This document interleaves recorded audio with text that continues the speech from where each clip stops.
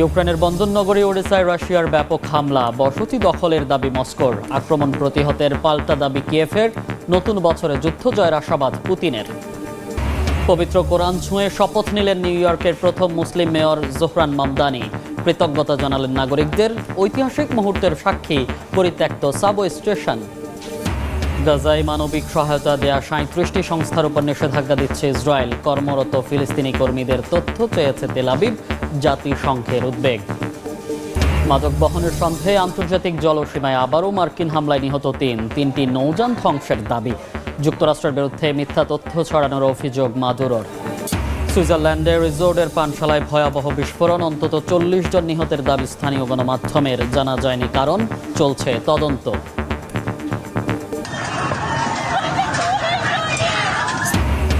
পঞ্চম দিনের মতো বিক্ষোভে উত্তাল ইরান। আন্দোলনকারীদের ওপর সরাসরি গুলি চালানোর অভিযোগ। আইআরজিসির সদস্য নিহতের দাবি।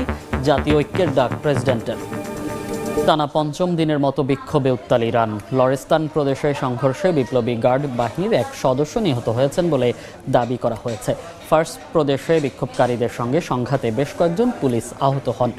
মুদ্রার দর পতনের জেরে চলমান বিক্ষোভে আন্দোলনকারীদের লক্ষ্য করে পুলিশ প্রকাশ্যে গুলি চালিয়েছে বলেও অভিযোগ উঠেছে। স্থানীয় সময় বুধবার ইরানের ফার্স প্রদেশে একটি সরকারি ভবনের ফটক ভাঙার চেষ্টা করলে পুলিশি বাধার মুখে পড়েন বিক্ষোভকারীরা। পুলিশের সঙ্গে চলে ব্যাপক সংঘর্ষ। গণমাধ্যম বলছে, আন্দোলনকারীদের লক্ষ্য করে গুলি ছোড়ে আইন শৃঙ্খলা বাহিনী। কয়েকজন বিক্ষোভকারীকে আটকও করা হয়। পুলিশের কয়েকজন সদস্য আহত হন বলে দাবি করা হয়েছে। অন্যদিকে লরেস্তান প্রদেশে নিজেদের এক সদস্য নিহত হয়েছেন বলে দাবি করেছে দেশটির বিপ্লবী গার্ড বাহিনী। ব্যাপক মুদ্রাস্ফীতি ও ইরানের মুদ্রা রিয়ালের দরপতনের জেরে দেশ জুড়ে চলছে বিক্ষোভ। বৃহস্পতিবার পঞ্চম দিনের মতো তেহরান, কারাজ, হামেদান সহ বিভিন্ন শহরে বিক্ষোভ হয়। এর আগে আন্দোলনের মুখে পদত্যাগ করেন ইরানের কেন্দ্রীয় ব্যাংকের গভর্নর মোহাম্মদ রেজা ফারজিন। পরে অর্থনৈতিক চাপ সামলাতে নতুন গভর্নর হিসেবে নিয়োগ দেওয়া হয় আব্দুল নাসের হেম্মাতিকে।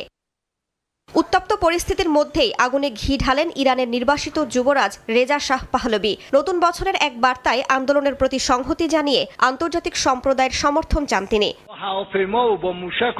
এমন পরিস্থিতিতে জাতীয় ঐক্যের ডাক দিয়েছেন ইরানের প্রেসিডেন্ট মাসুদ পেজেশকিয়ান। আন্দোলনের পেছনে বিদেশি চাপকে দায়ী করেন তিনি। নিরাপত্তা জোরদারে আইন শৃঙ্খলা রক্ষা বাহিনীকে নির্দেশ দেন। আমরা পূর্ণমাত্রার যুদ্ধে যুক্ত। এই মুহূর্তে শত্রু মূলত অর্থনৈতিক চাপের মাধ্যমেই আমাদের ভেঙে দেওয়ার চেষ্টা করছে। বোমা, যুদ্ধবিমান বা ক্ষেপণাস্ত্র দিয়ে কোনো জাতিকে পরাজিত করা যায় না। আমাদের পরাস্ত করতে হলে তাদের ময়দানে নেমে মুখোমুখি হতে হবে। আমরা যদি একসঙ্গে কাজ করার অঙ্গীকারে অবিচল থাকি, তাহলে ইরানকে কখনোই হাঁটু গেড়ে বসাতে পারবে না। গেল রোববার তেহরানের খোলা বাজারে মার্কিন ডলারের বিপরীতে ইরানের রিয়ালের মান রেকর্ড সর্বনিম্ন স্তরে পৌঁছায়। এরপরই বিক্ষোভ ও ধর্মঘট শুরু করেন নাগরিকরা। যুদ্ধ বন্ধের আলোচনার মধ্যে ইউক্রেনে হামলা চালিয়ে যাচ্ছে রাশিয়া। বুধবার বন্দরনগরী ওডেসায় রুশ ক্ষেপণাস্ত্র হামলায় ব্যাপক ক্ষয়ক্ষতি হয়েছে। আহত হয়েছেন শিশুসহ কয়েকজন। ইউক্রেনের বন্দরনগরী ওডেসায় রাতভর ব্যাপক হামলা চালায় রুশ সেনারা। এতে আবাসিক এলাকায় বহুতল ভবনে ক্ষয়ক্ষতি হয়, আগুন ধরে যায় বিভিন্ন জায়গায়। এছাড়া ক্ষতিগ্রস্ত হয় বন্দর সংলগ্ন লজিস্টিক্স ও জ্বালানি স্থাপনা। জরুরি সেবা বিভাগ জানায়, রুশ হামলায় শিশুসহ কয়েকজন বেসামরিক আহত হয়েছেন। ইউক্রেনের অভিযোগ, এই হামলায় কৃষ্ণসাগর অঞ্চলের নৌ পরিবহনও সরাসরি লক্ষ্যবস্তু করা হয়। বিভিন্ন ফ্রন্টে রাশিয়া ইউক্রেনের মধ্যে সম্মুখ লড়াই চলছে। অভিযান চালিয়ে খার্কিভ, জাপোরিঝিয়া ও দোনেৎস্কে নতুন বসতি দখলের দাবি করেছে মস্কো। কিয়েভের দাবি, রুশ হামলায় চেরনিহিভ, খার্কিভ ও সুমি অঞ্চলে হাজার হাজার পরিবার বিদ্যুৎহীন হয়ে পড়েছে। জেলেনস্কি বাহিনীর দাবি, তারা একদিনে ডজনের বেশি রুশ হামলা প্রতিহত করেছে।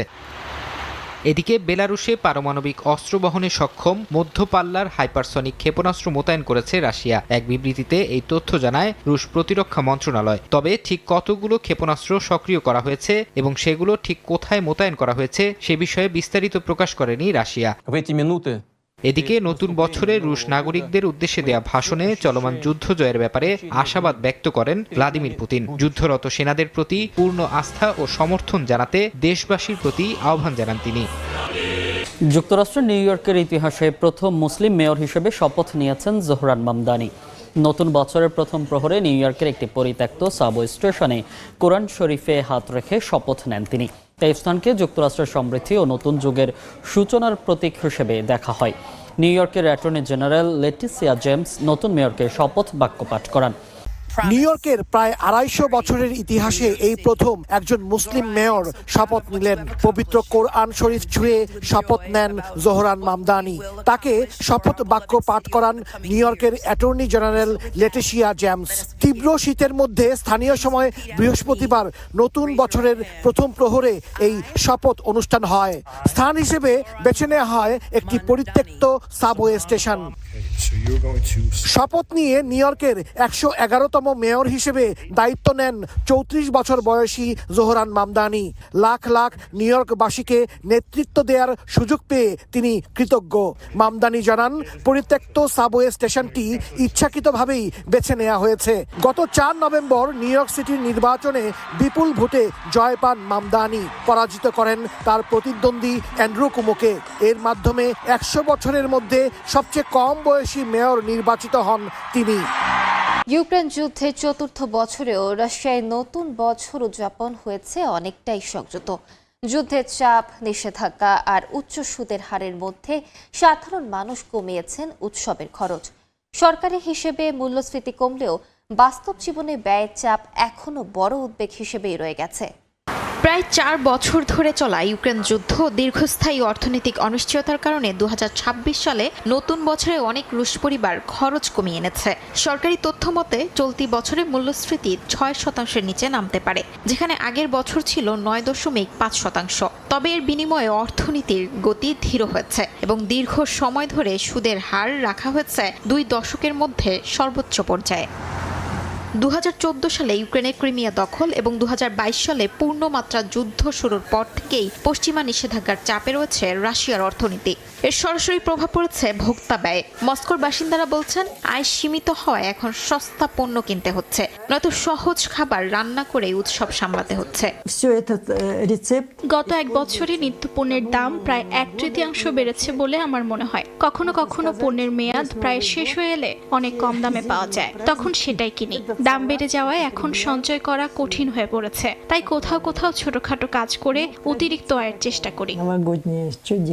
নববর্ষে রাশিয়ার জনপ্রিয় ঐতিহ্যবাহী সালাদ তৈরির খরচ নিয়ন্ত্রণে রাখতে সরকার আলু ও ডিমের মতো নিত্য পণ্যের দামেও হস্তক্ষেপ করেছে। এবছর আলুর দাম কমেছে ২২% এবং ডিমের দাম কমেছে ২০%। রাষ্ট্রীয় সংবাদ সংস্থা রিয়া নভোস্তির হিসাব অনুযায়ী জনপ্রিয় সালাদটির মোট খরচ এবছর গড়ে ৫% বাড়বে, যা গত বছর ছিল ৮.৫%। তবে ভবিষ্যৎ নিয়ে উদ্বেগ পুরোপুরি কাটেনি। ২০২৬ সালের শুরুতে সম্ভাব্য কর বৃদ্ধির পরিকল্পনাও মানুষের দুশ্চিন্তা বাড়াচ্ছে। জরিপে দেখা গেছে ৩৪% রুশ নাগরিকের কাছে ২০২৫ সালের সবচেয়ে গুরুত্বপূর্ণ বিষয় ছিল দাম ও কর বৃদ্ধি, যা আন্তর্জাতিক কূটনীতি বা নিরাপত্তা ইস্যুকেও ছাপিয়ে গেছে।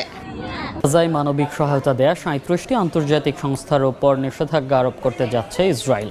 সংস্থাগুলোতে কর্মরত ফিলিস্তিনি কর্মীদের বিস্তারিত তথ্য চেয়েছে তেল আবিব। শর্ত না মানলে ২০২৬ সাল থেকে গাজায় তাদের কার্যক্রম বন্ধ করা হবে বলে জানানো হয়েছে।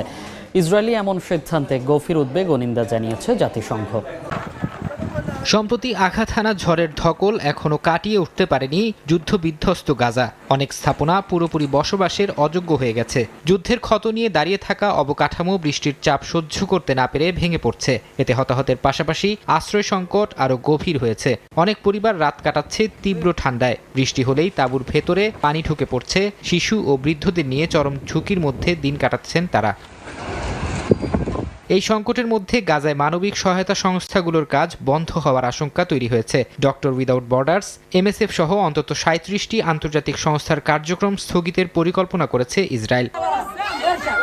জাতিসংঘ ও আন্তর্জাতিক মানবাধিকার সংস্থাগুলো ইসরায়েলি এই সিদ্ধান্তের তীব্র সমালোচনা করেছে। এমন পরিস্থিতিতে গাজায় যুদ্ধবিরতির অগ্রগতি ধীর হয়ে পড়েছে। দ্বিতীয় ধাপের আলোচনায় প্রশাসনিক কাঠামো, আন্তর্জাতিক নিরাপত্তা বাহিনী, হামাসের নিরস্ত্রীকরণ এবং ইসরায়েলি সেনা প্রত্যাহার সব বিষয়েই জটিলতা রয়ে গেছে। উভয় পক্ষই একে অপরের বিরুদ্ধে যুদ্ধবিরতি লঙ্ঘনের অভিযোগ তুলছে, যা মানবিক সহায়তা প্রবেশের পথ আরও সংকুচিত করছে।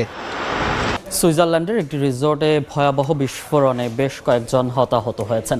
বৃহস্পতিবার স্থানীয় সময় ভোরে ক্র্যান্স মন্টানা শহরের বিলাসবহুল অ্যালপাইন স্কি রিসোর্টের বারে এই ঘটনা ঘটে। বিস্ফোরণের কারণ এখনও জানা যায়নি বলে নিশ্চিত করেছে দক্ষিণ পশ্চিম সুইজারল্যান্ডের ওয়ালিস ক্যান্টনের পুলিশ। স্থানীয় গণমাধ্যমে প্রকাশিত বেশ কিছু ছবিতে আগুনে পুড়ে যাওয়া একটি ভবন দেখা গেছে এবং কাছাকাছি জরুরি পরিষেবার লোকজনকে কাজ করতেও দেখা গেছে। আন্তর্জাতিক জলসীমায় সন্দেহভাজন মাদকবাহী নৌযানে আবারও হামলা চালিয়েছে যুক্তরাষ্ট্র। এতে 3টি নৌযান ধ্বংস হওয়ার পাশাপাশি অন্তত 3 জন নিহত হয়েছেন। মঙ্গলবার আন্তর্জাতিক জলসীমায় সন্দেহভাজন মাদকবাহী নৌযানে হামলা চালায় যুক্তরাষ্ট্র। ইউএস সাউদার্ন কমান্ড জানায় নৌযানগুলো একসঙ্গে বহর আকারে চলছিল। প্রথম নৌযানে হামলায় কয়েকজন হতাহত হন। বাকি 2 নৌযানের আরোহীরা পানিতে লাফ দিয়ে পালিয়ে যান। এরপর ওই 2টি নৌযান ডুবে যায়। ইউএস সাউদার্ন কমান্ড সামাজিক যোগাযোগ মাধ্যম এক্সে দেয়া বিবৃতিতে এ তথ্য জানায়। হামলার ভিডিও ফুটেজও প্রকাশ করা হয়।